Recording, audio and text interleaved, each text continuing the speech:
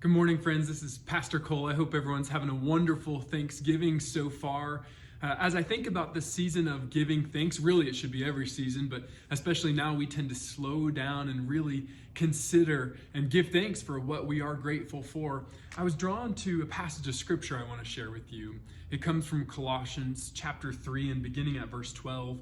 It says this, "Therefore, as God's choice," that's you and me, we're God's choice, "holy and loved, put on compassion, kindness, humility, gentleness, and patience. Be tolerant with each other, and if someone has a complaint against anyone, forgive each other. As the Lord forgave you, so also forgive each other. And over all these things put on love, which is the perfect bond of unity.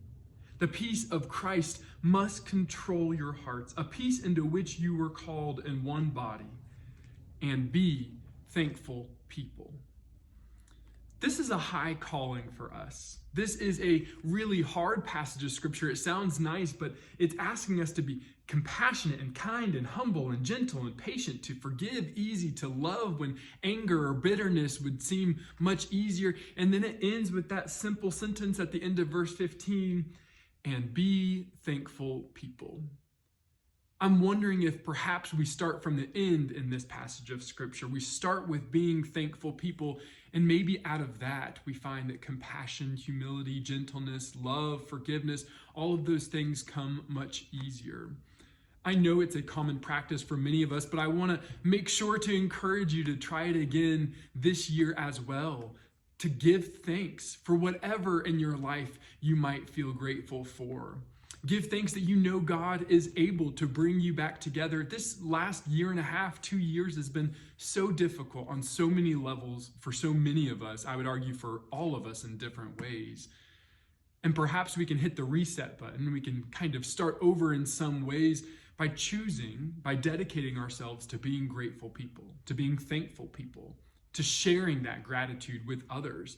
If you're around a dinner or lunch table today, I pray and I hope that you will continue on that very common tradition here in the United States where we tell each other why we're grateful, where we tell each other what we're grateful for, and hopefully that's each other, where we lift up the ways in which we've seen God working in our lives.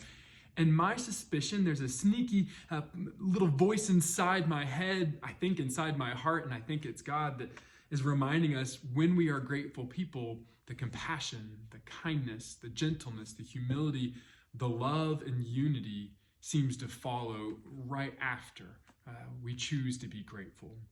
I am so grateful for each and every one of you watching this.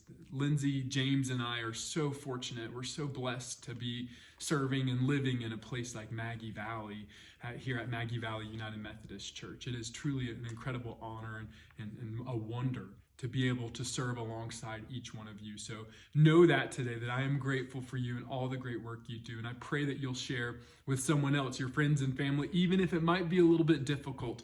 Share with them how grateful you are for who they are in your life, and watch how compassion, kindness, humility, gentleness, love, forgiveness, all the rest follow suit right after that. Give thanks, and God will meet you there.